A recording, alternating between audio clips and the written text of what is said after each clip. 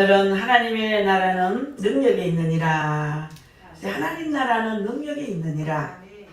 오늘 본문 말씀을 주제로 해서 은혜를 함께 나누려고 합니다. 고린도전서 4장 14절의 말씀과 또 고린도전서의 말씀은 바울이 몽땅 다 쓴 책입니다. 그래서 바울 얘기가 참 많습니다. 책 저자를 보면 거의 다 자기 얘기를 많이 하지 않습니까? 마찬가지로 바울도 자기 얘기를 많이 합니다. 그래서 바울 사도는 이 고린도 교회에서 일어나고 있는 다툼과 분쟁의 문제를 다루었어요. 이 문제를 다루면서 그것은 영적 미성숙에서 오는 유치하고 아주 부끄러운 일이라고 지적을 했어요. 그러면서 그것이 왜 영적으로 성숙하지 못한 부끄러운 일인지를 이해를 시킵니다.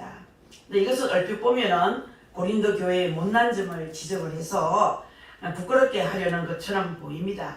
그 때문에 사도 바울은 여러분 오늘 본문에서 고린도 교회를 부끄럽게 하는 것이 아니라고 먼저 밝히죠. 14절 보세요. 내가 너희를 부끄럽게 하려고 이것을 쓰는 것이 아니라 오직 너희를 내 사랑하는 자녀같이 권하려 하는 것이라 그랬어요. 아멘. 앞서 바울 사도의 말을 쭉 살펴보면 이것은 결코 고린도 교회를 비난하거나 부끄럽게 하려는 것이 아님을 알 수 있습니다. 그래서 바울 사도는 정말 고린도 교회를 향한 자신의 마음을 아비가 자녀를 대하는 심정으로 말한다 그랬어요. 아버지가 자식에게 대하는 마음으로 너에게 대한다. 어떤 아비가 자식이 잘못되기를 바라는 아비가 있겠습니까? 여러분들 어떤 아비가 자식이 잘못되기를 바라면서 나무라는 자 없을 거예요. 진짜 세상에는 그런 아비 없습니다. 정말 아무리 자신은 강도고 도둑놈이어도 자기 자식은 올바르게 훌륭하게 되기를 원하는 것이 부모의 마음이에요. 그렇잖아요. 그래서 바울 사도는 자신이 어떤 마음으로 고린도 교회를 세우고 목양을 했는지를 들려주는 말씀이 15절의 말씀이에요. 복음으로 너희를 낳았다는 얘기를 합니다. 그리스도 안에서 일만 서성이 있을 때 아버지는 많지 아니하니 그리스도 예수 안에서 내가 복음으로서 너희를 낳았도다. 할렐루야. 여러분 복음으로 고린도 교회 성도를 낳았다는 얘기를 하는 거예요. 오늘 바울 사도가 쓰고 있는 이 말씀에 복음과 목양의 본질이 무엇인지를 너무나 잘 드러나 있습니다. 첫 번째는 뭐냐? 복음을 전하는 것은 단순히 지식을 전달하는 것이 아니고 생명을 다루는 일이라고 말하는 거예요. 할렐루야. 복음은 생명입니다. 예수 그리스도의 생명이에요. 복음이. 예수 그리스도는 이 땅에 우리를 위해서 참 오셔서 33년 사시다가 십자가에 우리를 위해서 죽으시고 우리를 위해서 부활하시고 우리를 위해서 승천하셨다가 또 재림하십니다. 재림하시고 우리를 다 알아보시고 우리를 하나님 나라로 이끌어 가시는 줄 믿으시기 바랍니다. 그래서 이 바울 사도는 본문에서 그리스도 안에서 일만 스승이 있다 그런 말을 해요. 일만 스승이 뭡니까? 스승이 많다는 얘기예요. 여러분들 그렇습니다. 설교를 잘하고 지식을 잘 전달하는 스승들은 정말 많습니다. 우리 이 땅에 교회들이 얼마나 목사님들이 지식들이 많은지 몰라요. 교회 안에서 지식인들이 얼마나 많은지 몰라요. 여러분들 말도 못합니다.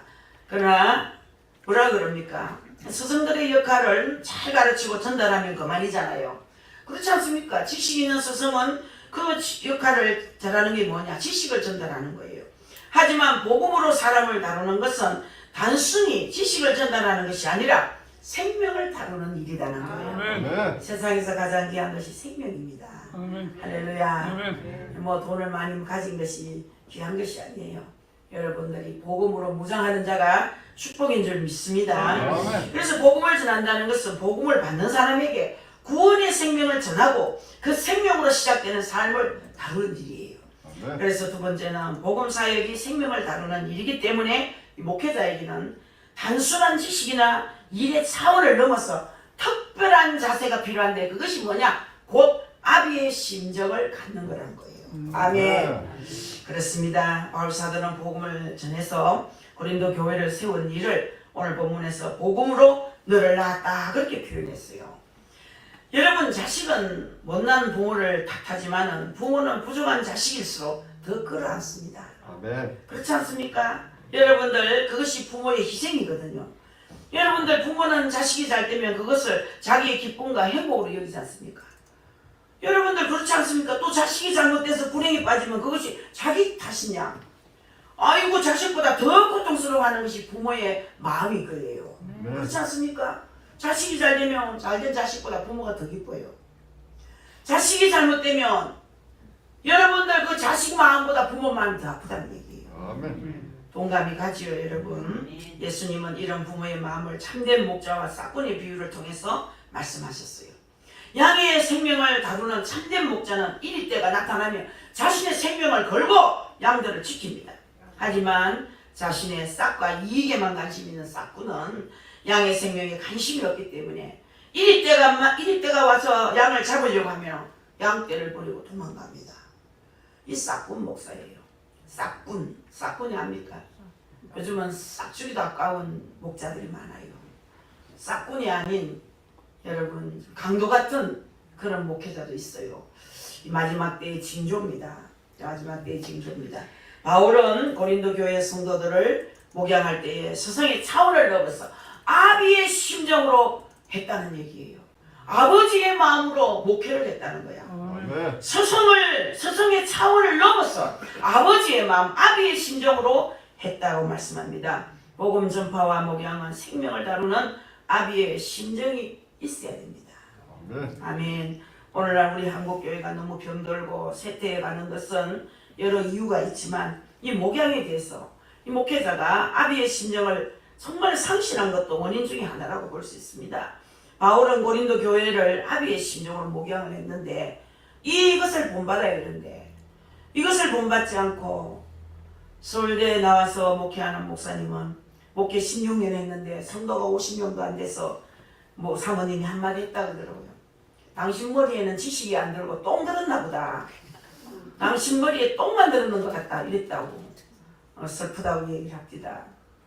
여러분 그렇다면 아비가 자녀를 책망하듯이 바울은 성도를 책망할 수 있습니다.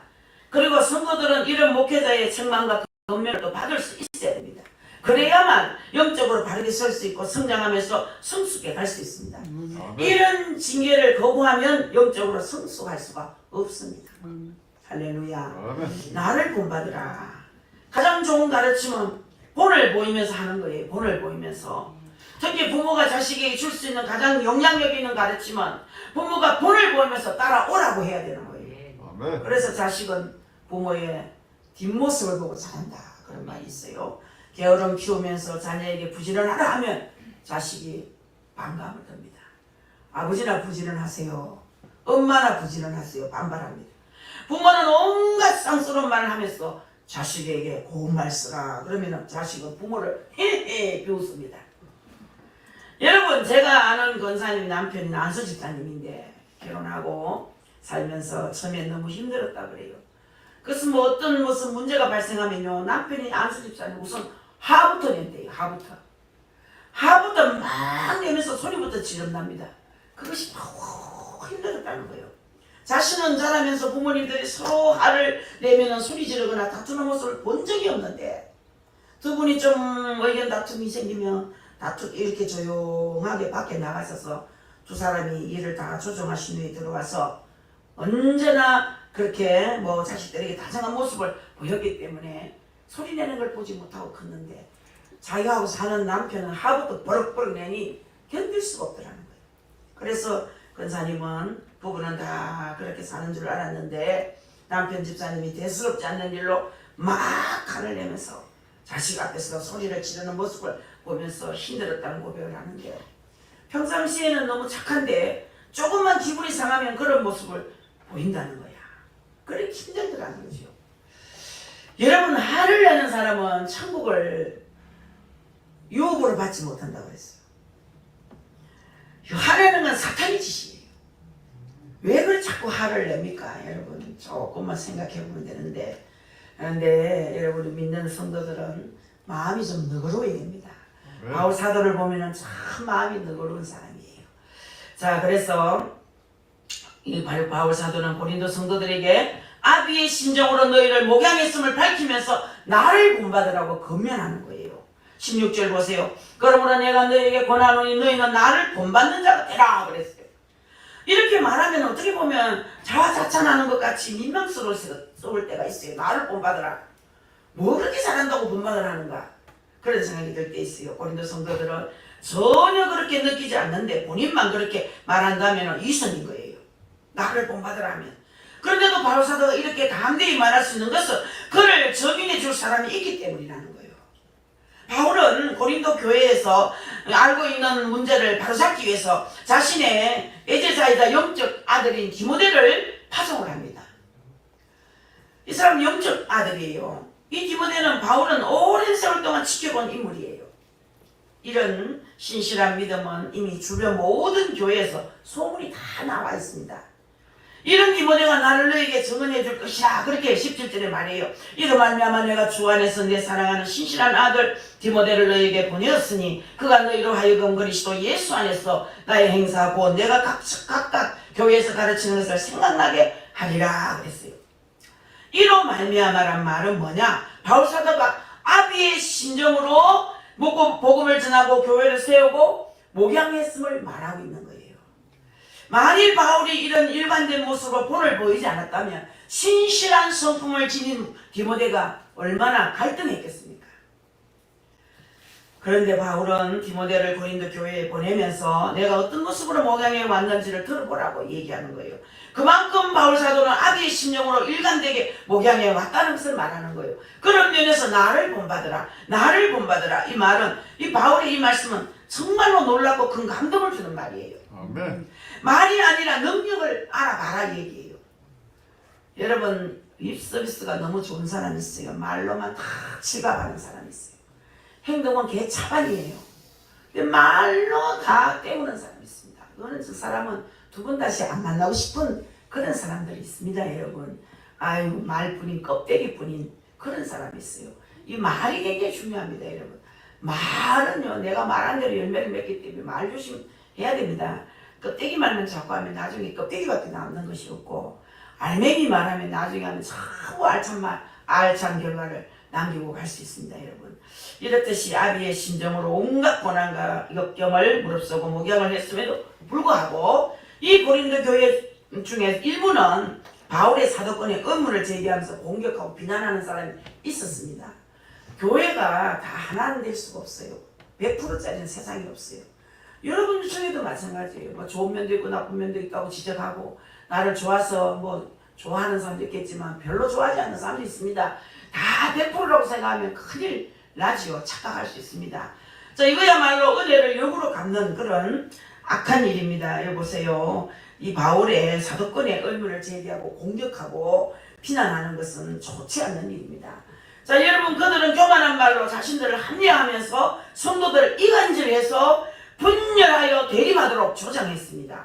본문 19절 보세요. 어떤 이들은 내가 너희에게 나가지 아니할 것 같이 스스로 교만하여졌으나 했어요. 이들이 이렇게 행동한 것은 바울이 다시는 고린도 교회에 올 수 없다고 생각했기 때문에 비난하고 비난했어요.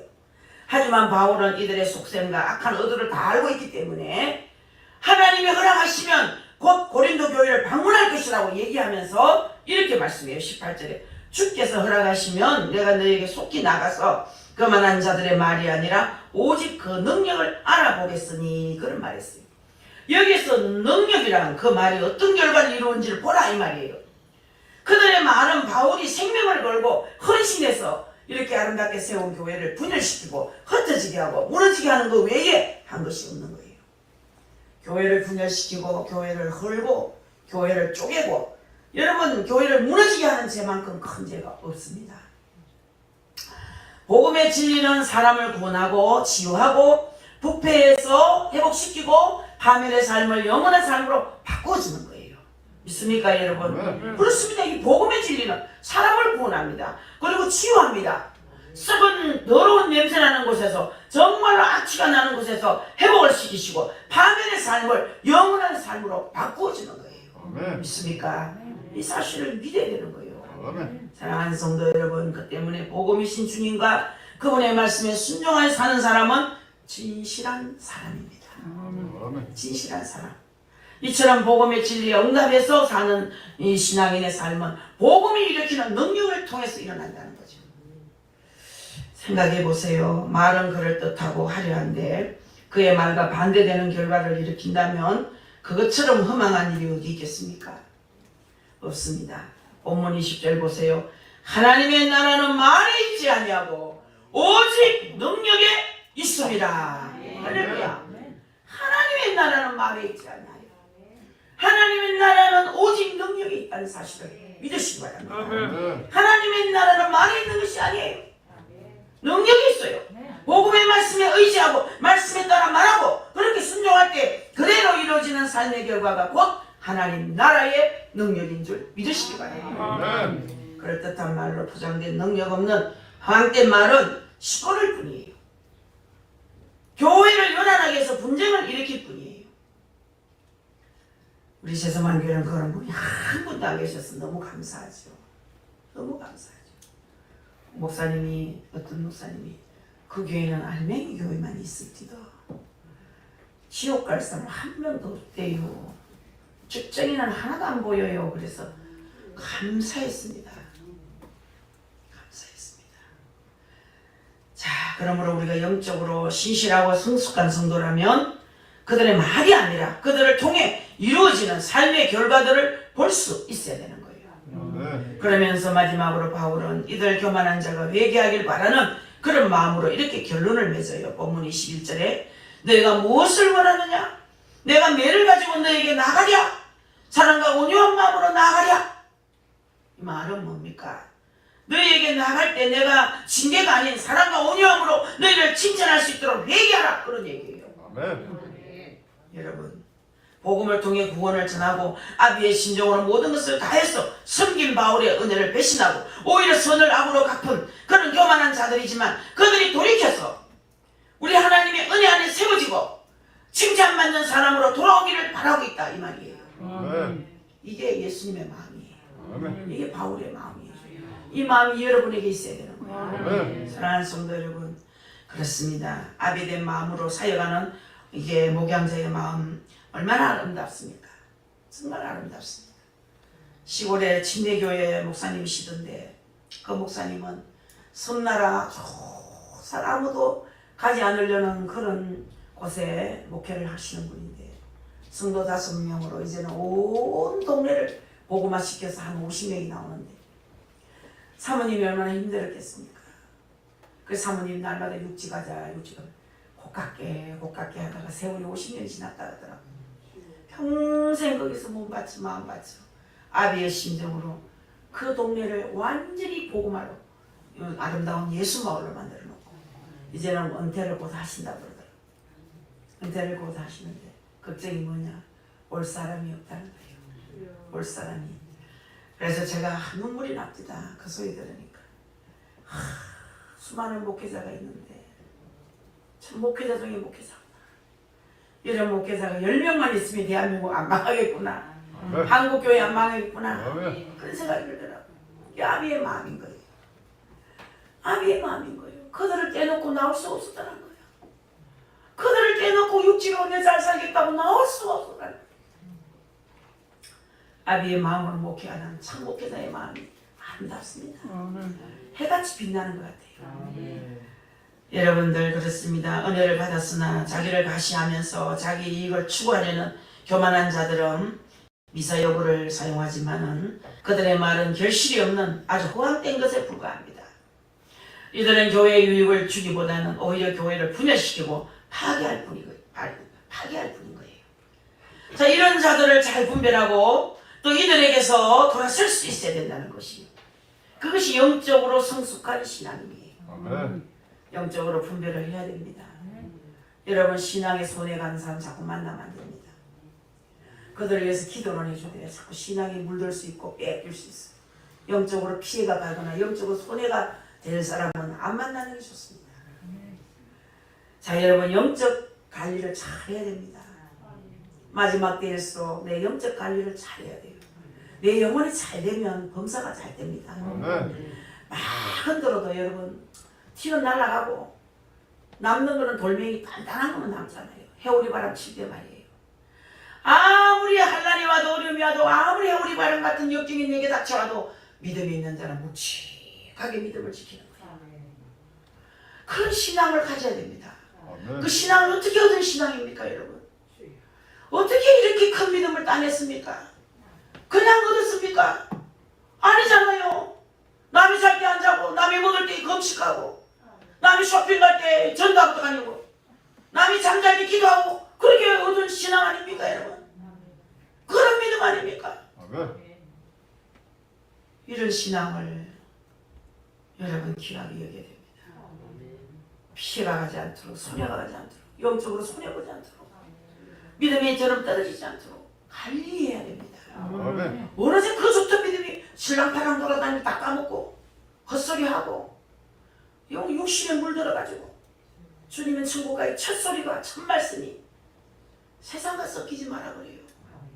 세상과 섞으면요 영적 신앙 엉망됩니다. 세상과 섞지 마라. 거룩해야 된다. 진실해야 된다. 아멘. 거룩하지 않으면 천국에 올 수 없다. 아멘. 이제 여러분들 신앙생활을 잘 해야 됩니다. 지난주에 목사님 오셔서 우리 한경진 목사님 하신 말씀, 목사님들 예수 잘 믿으시오. 남는 건 그거밖에 없어요. 예수 잘 믿는 것밖에 남는 거 없어요, 여러분. 아멘. 내가 뭐 칠랑파랑 다니면서 뭐 여러 가지 뭐 작다한 일 잘했다고 칭찬 하나도 없습니다. 예수 잘 믿는 것만 칭찬이 있어요. 아멘. 예수 잘 믿읍시다. 사랑하는 성도 여러분, 그렇습니다. 복음을 통해서 하나님 나라에 소속되고 하나님 나라의 은혜와 능력으로 사는 참된 신앙인의 삶은 말이 아닌 삶의 실천에서 나오는 능력에 있음을 명심해야 되는 거예요. 아멘. 화려한 말과 정보들이 횡행하지만은 홍수 때에 정작 마시물이 없는 것처럼 말의 능력을 잃어버린 이 시대에 오직 하나님 나라의 백성임을 증거하는 복된 성도가 되어야 되는 거예요. 아멘. 홍수가 그렇게 나서 물이 많지만 마실 물은 것도 없어요. 지금 이 땅에 TV만 틀면 명설교가 막 쏟아집니다. 막 쏟아집니다. 핸드폰이 얼마나 좋습니까, 여러분? 어느 목사님 설교도 탁탁탁 치면 그 설교 막 쫙 시리즈로 들을 수 있어요. 동영상 수백 개씩 얹어놨습니다. 이런 시대에 말씀이 홍수 속에 살지만 진실로 참된 복음을 전하는 자가 얼마나 되겠습니까? 얼마나 되겠습니까? 그러니 여러분 정신을 차려야 됩니다. 화려한 말에 속지 마십시오. 여러분 오직 복음대로 살아야 됩니다. 그 복음의 능력으로 하나님 나라의 백성임을 증거한 복된 성도로 살 수 있기를 예수 그리스도의 이름으로 간절히 축복합니다.